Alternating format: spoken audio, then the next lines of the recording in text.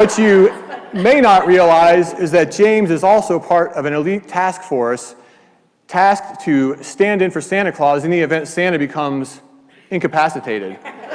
And he was actually injured in the line of duty practicing attic entries into his house, getting ready for the big event when the attic stairs gave way and they collapsed. So, James, we're watching, we love you, and sending healing prayers and blessings to you. This is absolutely my favorite time of year. Christmas, I love Christmas. I love everything about Christmas. I love lights and the lights around Unity. Everything is looking so great. I got to watch the live stream last Sunday where James spoke about hope. And he said that hope is the doorway to belief, and belief is the doorway to becoming.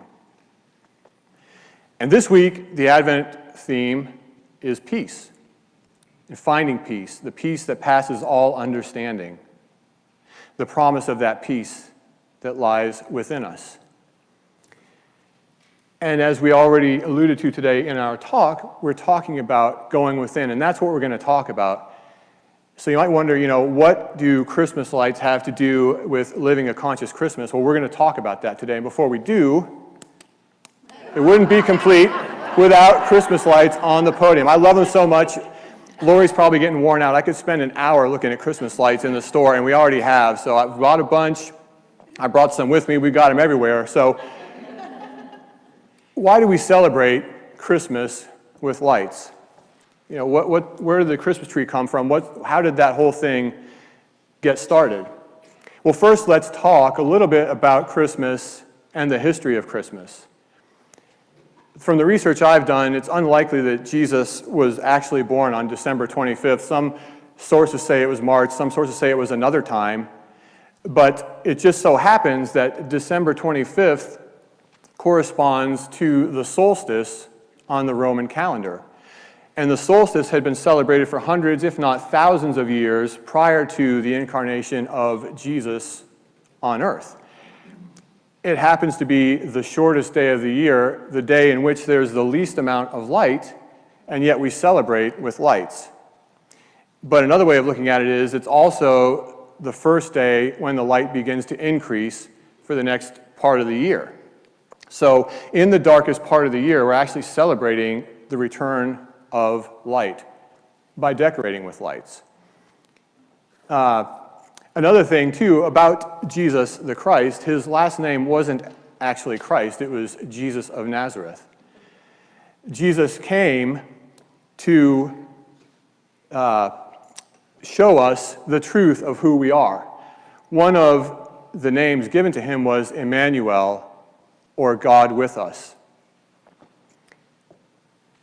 He came to take away the sins of the world. And I'd heard before that sin may have a different definition, so I looked it up.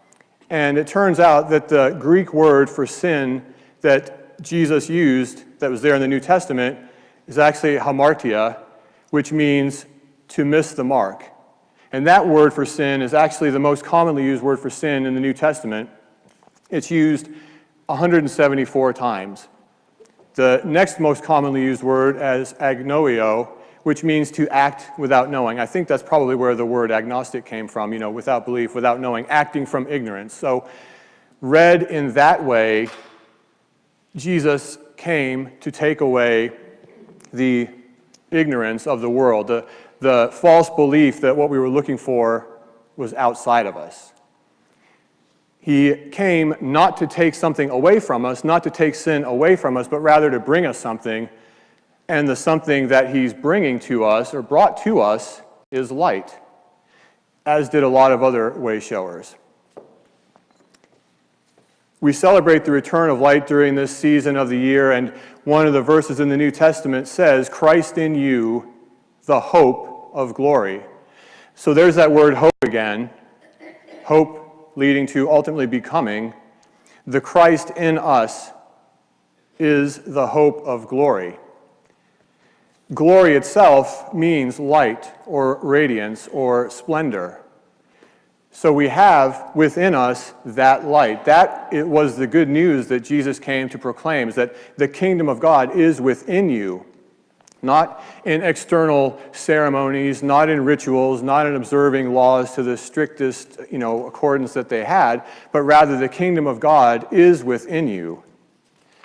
And, other traditions show us the same thing, that there is light. You have the Buddhist tradition of the rainbow body of light.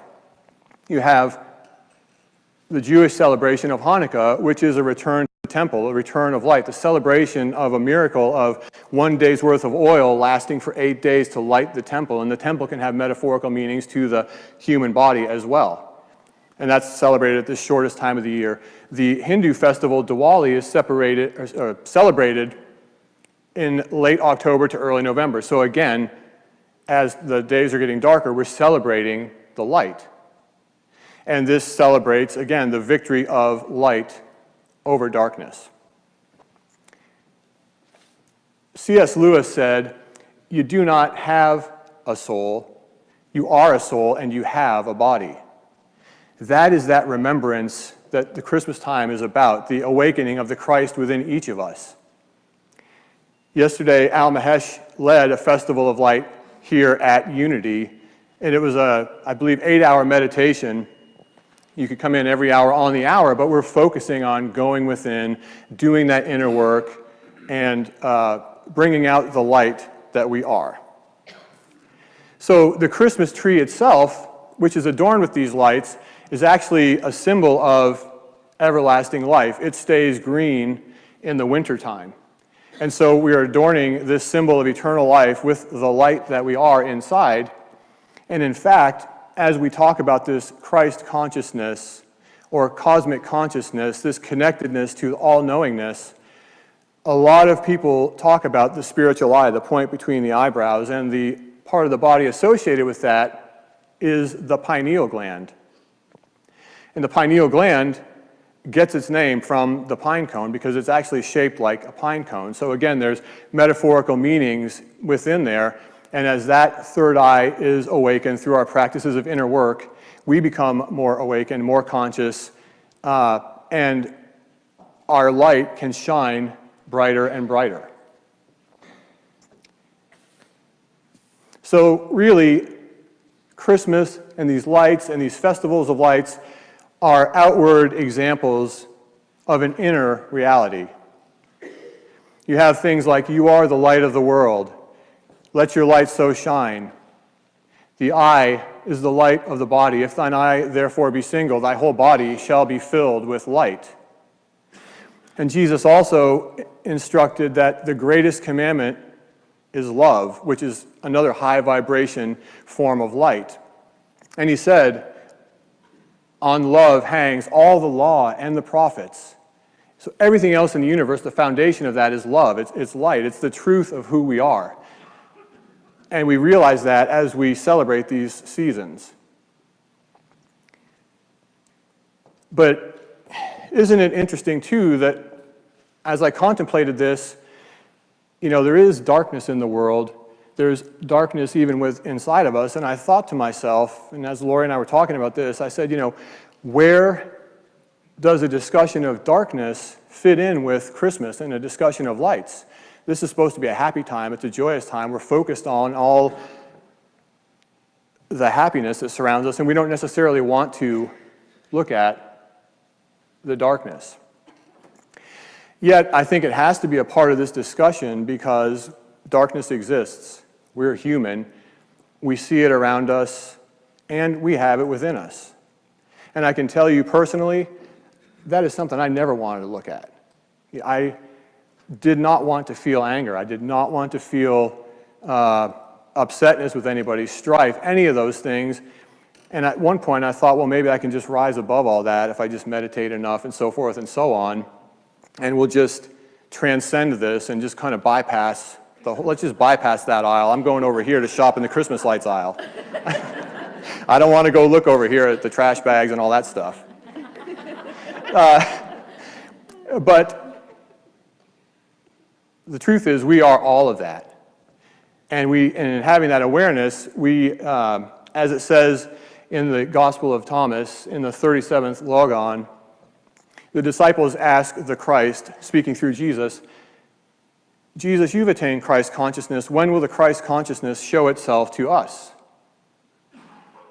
And his answer was, when you strip naked and put your clothes on the ground and trample on them like a child, then you will know the child of light. And I think that's powerful because it speaks to the fact that we may feel darkness inside us. We know it's there. You know, we're all capable of being upset or being angry, and other folks are too, but that doesn't diminish the light, the truth of who we are. In fact, loving ourselves wholly and completely is a prerequisite, I believe, to enter the kingdom. We can't act in ignorance. So by having this awareness, we can acknowledge it, and having this acknowledgement of it, then we can continue to do our meditation, to do our spiritual work, to practice and allow that light to grow within us and experience more and more light. We can't just ignore it. So, knowing that we are this perfection, knowing that we are spiritual beings having a human experience, what are some of the ways that we can turn on Christmas lights to have a conscious Christmas? So I made a list of some of those things and what we might do about that and how it pertains to Christmas lights. One of the things we can do is plug in. You know, the Christmas holidays can be a lonely time for a lot of people. While there is a lot of happiness and celebration, some of us may feel separate. We may feel alone. We may be hurting on the inside. We may be longing for companionship, for comfort, for people to be with. And one of the things we can do is plug in. Say to someone, hey, I'm feeling lonely. Hey, I'd like to connect. Hey, I'd like to be part of something. And reach out. It takes a little bit of work. It takes time to be vulnerable. But by doing that, you can see the goodness in others, and they'll bring that out in you. And before we even get to the plugging in part, you know, one of the things I saw is actually unpacking the lights. You know, people say Christmas is a season for giving, but I think you can also say Christmas is a season, forgiving.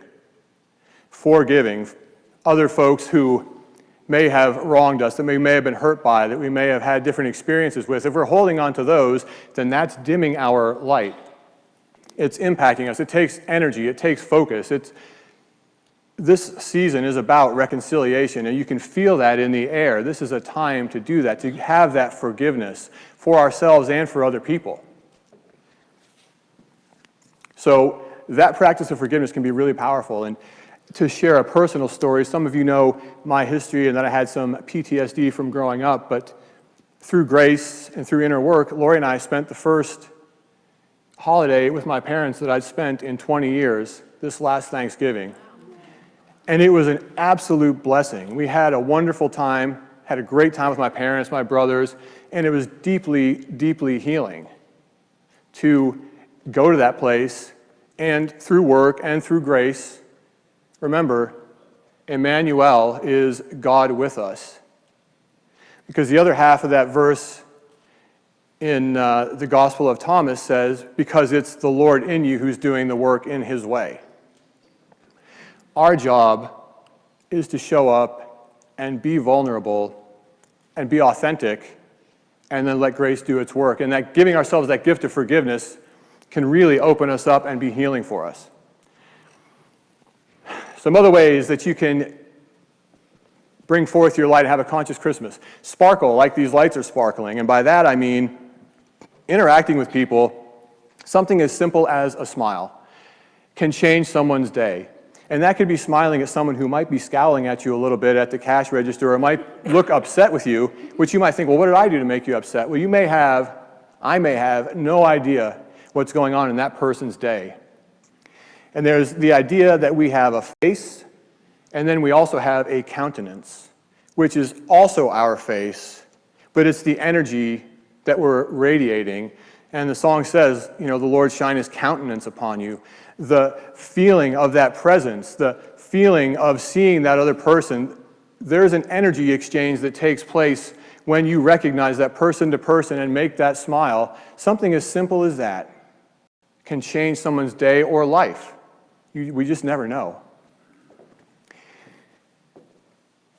You can connect with a string of lights, strings of lights together. By that I would mean volunteering.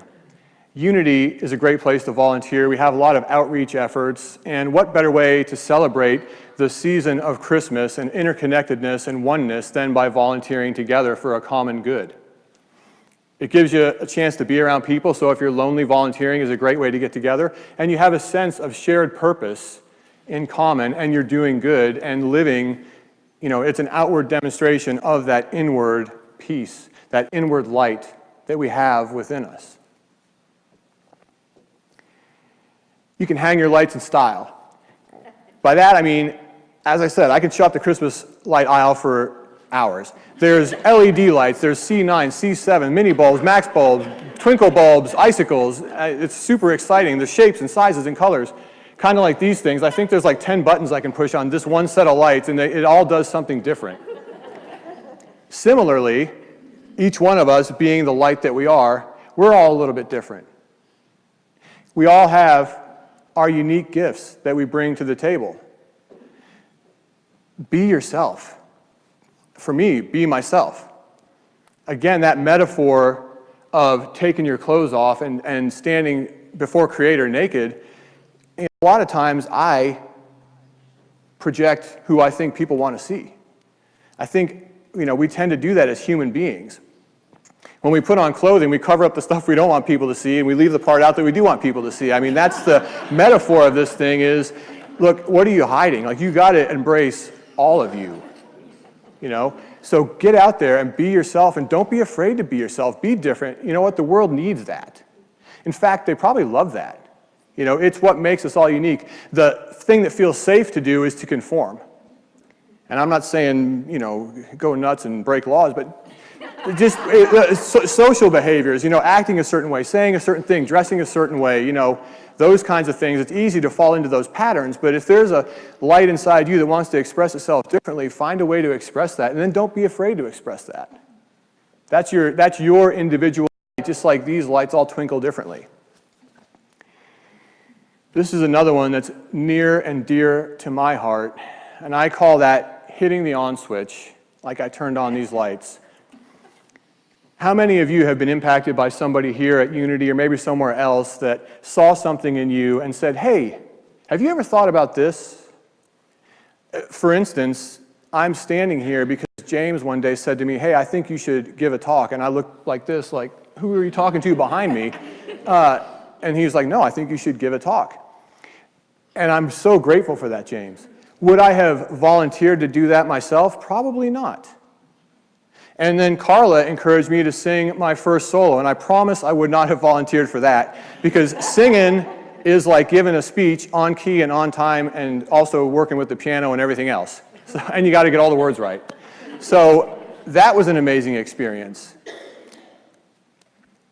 Each one of us has a light. We have talents, we have gifts, but I feel like a lot of times people are just waiting for the opportunity to do something. It's maybe not in our nature to jump forth and say, I'll do that, or hey, I want to do this. But if you see the light in somebody, you see they have a gift or a talent. My mother's actually a really great encourager of people. She spots the talent in people and says, you're really good at this. It could be anything, small, whatever.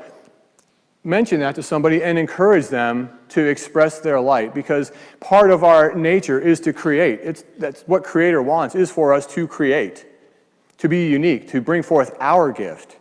So by looking for that gift in other people, we can help bring that out and help them, and in turn, we may be helped down the road someday, like I was. Kind of along the same lines, but in a little different vein, is go out and look for the light in your fellow human with the same zeal and fervor that we spend driving around looking for Christmas lights and looking at Christmas decorations. There's a lot of different perspectives and ways we can look at things in life, and some of those are our choices. And if we go out determined to see the light that we know is in every single person, then we're likely to find it.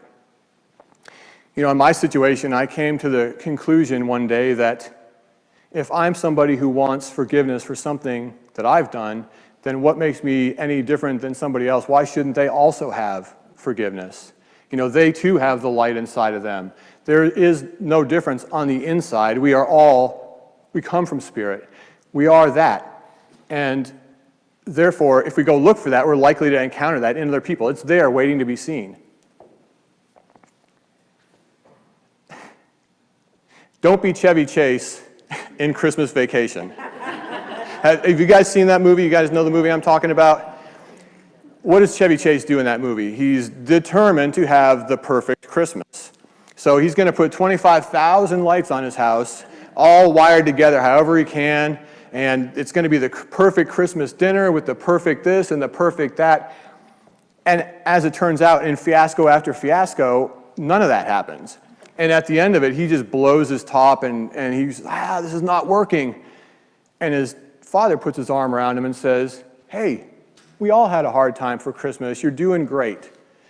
The meaning of the season is family. It's connection. It's the spirit of the season. It's the inner work. It's not, did the turkey come out perfectly correct? I mean, if the pie's a little burned, you're still going to have pie. You still have family. I still have family. There's such a bigger picture. And in that movie, Chevy Chase loses it. He loses perspective and in the end comes back around and realizes, hey, this is really what the season's about. The tree may be burned to a crisp. The turkey exploded. I'm in the Jelly of the Month Club or whatever he was. And they still had a great holiday season together. All right. I have to change the settings on my lights for this, but fancy. Glow on and glow off. There's a setting on these lights where the lights kind of come on and then drift off. And what I see in that is it reminds me a lot of breathing in yoga or meditation. The holiday season can feel really frenetic. We're rushing around, we have presents to do, there's the whole perfect Christmas thing going on in the background. And it's easy to say, I don't have time, I don't have time, I don't have time. And that leads to then maybe losing perspective and so forth and so on. If we just take a few minutes every day or a couple times a day when we see ourselves getting revved up, to slow our breathing down and just breathe in and breathe out. Even doing that one time, just the collective energy in here shifts by doing that breath one time because our intention and our focus is there. And that's very grounding and an excellent practice for all times of year, but especially this time of year. When you glow, glow warmly. Let your countenance shine upon your fellow man. We're all radiating energy one way or another. So in this Christmas season, I would encourage all of us to make an effort to radiate that peace out to others. And again, maybe sometime when we need it, we'll have it radiated back to us. And then operate on a timer. We don't leave our lights on 24/7 during the Christmas season. We usually turn them off at night or different times. Do that for yourself, for ourselves, during the Christmas season. Take time to rest, take time to relax, take time to keep perspective, but give yourself the grace of relaxing, of being understanding with yourself. So to me, the key to a conscious Christmas, is to be conscious. The key to a conscious Christmas is to be conscious of these things, to be aware of these things. The light and the dark, the good and the bad, our human tendencies, all the different things that correspond with being human, and give ourselves grace and love in that process to develop. Be willing to face things where you have to be vulnerable. Don't try to skate past the bad emotions, the dark emotions. Be willing to be real. Be willing to be you. And the real consciousness of Christmas is, can you guys feel the energy, how it shifts during the Christmas season? There's a collective conscious. People are focused on love, joy, peace, forgiveness, reconciliation, giving to others, selfless service, and that Christ energy pervades the earth at this time. Paramahansa Yogananda talked about that there are certain times of the year where this energy is felt more strongly on earth. The veil separating us from the truth of who we are is thinned, and we can feel it. And if we are willing to do it, we can use this season as we sit in our meditations to literally, consciously draw that energy in. No magic to it, we just do it through our intent. And then Emmanuel, God with us, takes care of the rest. But it's that intention, that drawing in of the energy, that sitting in the energy, and we're going to do a meditation on that in a minute to experience that, to see what that feels like.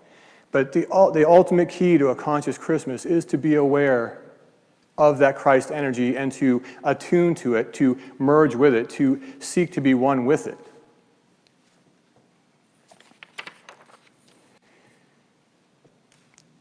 You guys have likely heard the term, "Behold, I come like a thief in the night," right? Santa Claus kind of operates the same way. He comes in the night. We don't know when he's going to come in the night. We put out a plate of cookies and milk for him so that when he comes, he has something to eat and we'll hopefully get the thing that we asked for Christmas. Well, in my experience, and great masters teach that meditation is a lot the same way.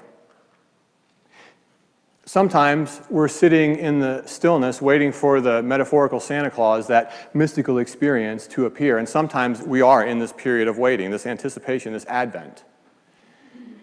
Other times we get gifts in meditation. Sometimes it's a stocking stuffer kind of gift, like just feeling more calm or relaxed for a day or two. And sometimes you get the Lexus December to Remember with the red bow on top, where you might have a life-shifting, life-altering experience.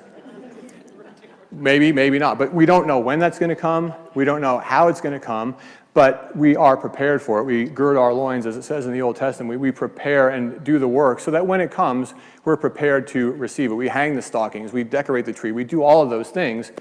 And we're ready to receive the gift of Spirit. I actually believe that's the meaning of the star in the east. The wise men that followed the star in the east were actually coming from the east. So they would have been looking west.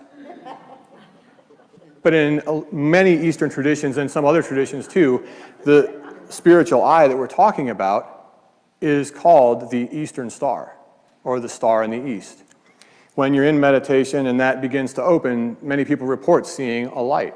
And so I believe the wise men, through their meditation, through their inner guidance, however they got that information, were aware that, hey, there is a really powerful avatar, master on the planet, you should go see him. And they followed the star in the east to go to the west. We, through the process of meditation and in the course of however it opens for us, have access to that same eastern star.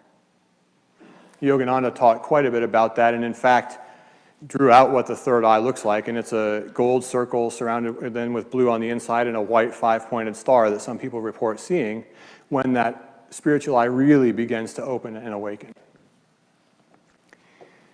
So, in summary, for this Christmas season, for a conscious Christmas, we do our inner work, which is that meditation, the going inside, the being aware. We do our outer work, which is being vulnerable, which is interacting, which is serving, helping, just living life.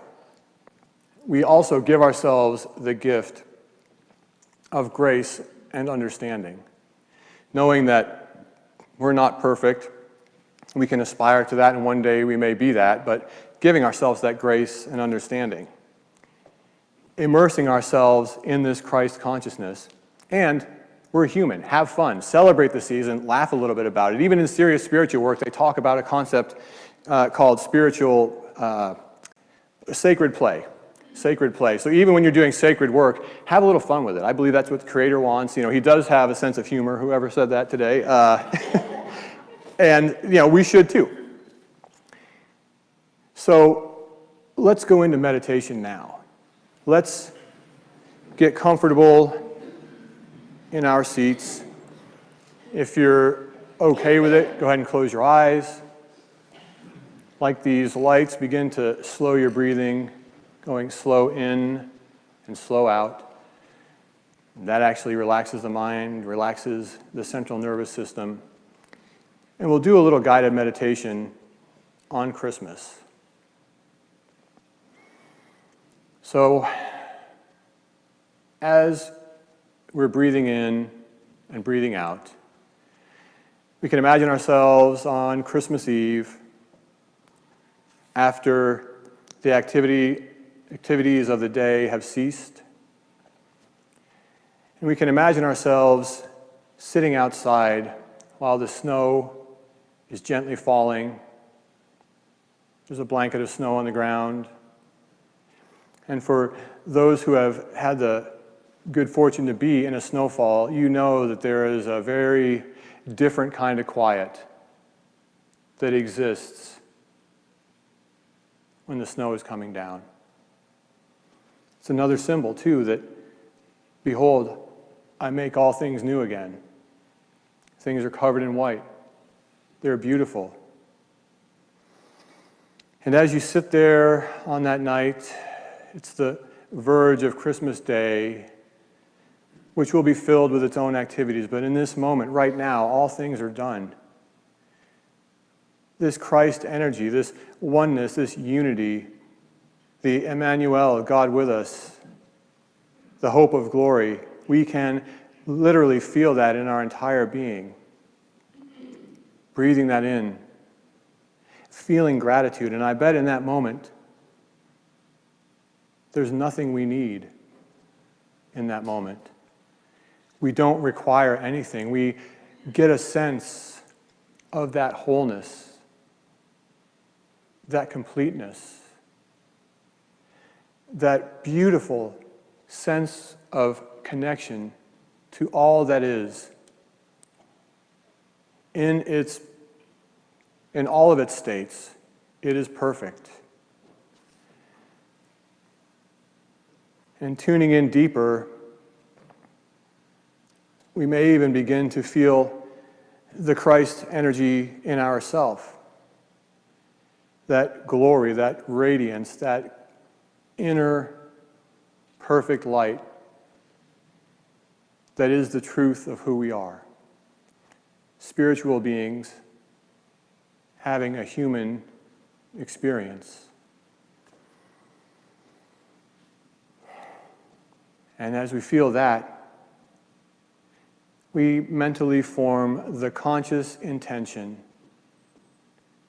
to attune to that energy, to become one with that energy, to draw that into ourselves, to our being, to our vibration, and carry that forth into the next day, and the next day, and the next day. And we know that that energy is not only available to us on Christmas Eve, but every day. And in that, we give thanks as we take a minute in the sacred and holy silence.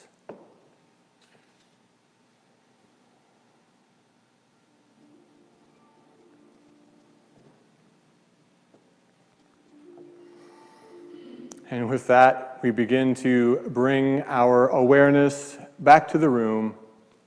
And I would encourage each one of us to be here, to be now, to just be. Be yourself. Christ in you, the hope of glory. The light in me honors and sees the light in you. And may the Lord bless you and keep you and shine his face upon you. Namaste and thank you.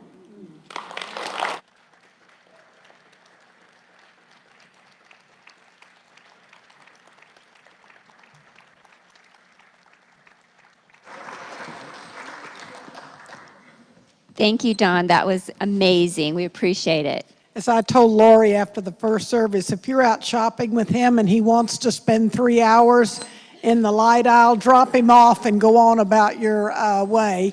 And James, we know you're watching, so thank you for giving this man the nudge to stand up and talk publicly with us. And if you are here for the first time, boy, we are honored, or maybe it's the first time in a while, but whatever it is that brought you here today for the first time, we are so grateful for your presence. And as you exit today, there's an excellent chance that someone will be standing right outside here and offer you a packet of information. And if you would like additional information,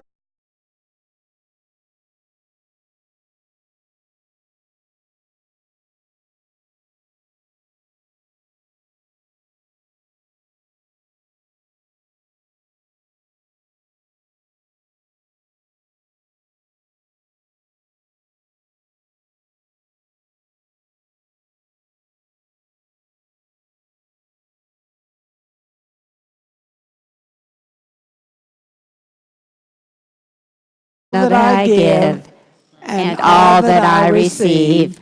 Thank you, Spirit.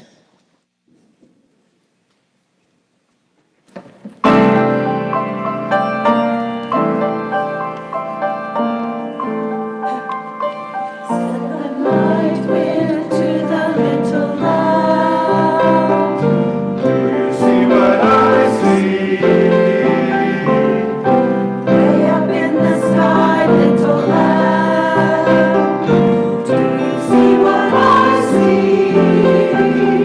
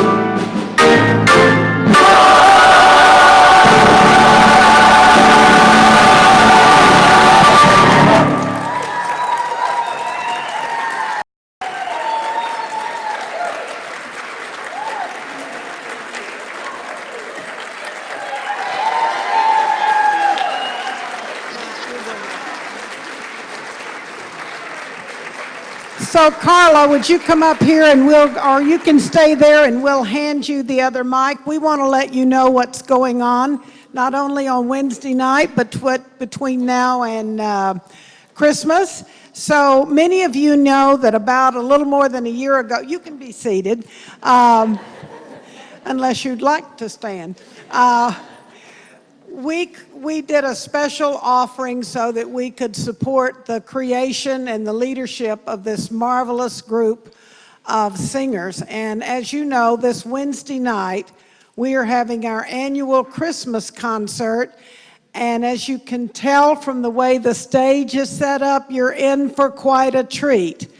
But I'm also happy to tell you that when we collect an offering on Wednesday evening at the concert, 100% of those proceeds go to these Voices of Unity. And if you are the only person in here not coming on Wednesday night, feel free to stop by the bookstore where you can make a donation by credit card in the bookstore. And we're going to be doing things a little differently with the closing of our service between now and the end of the year. And Carla, tell us what that is. Well, we are going to close our services with kind of our theme song, which is "The Lord bless you and keep you."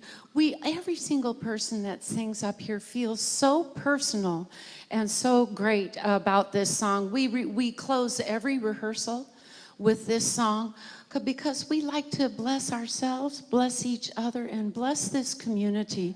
We are so committed to serving everybody in the Unity of Dallas community. And we are asking for your donations. The last time that we had a donation drive was in October of 2018. And with your donations, what we've been able to do is sing once a month. We've put on Christmas concerts, and we are furthering our goal of representing Unity of Dallas outside in the community. We have accepted an invitation from Crystal Creek at Preston Hollow Senior Residences. I want to get that right. But anyway, they invited us to come and rehearse there once a month. We went there on November. We had a rehearsal and we led sing-along, things like In the Garden, things that the residents there would love to sing.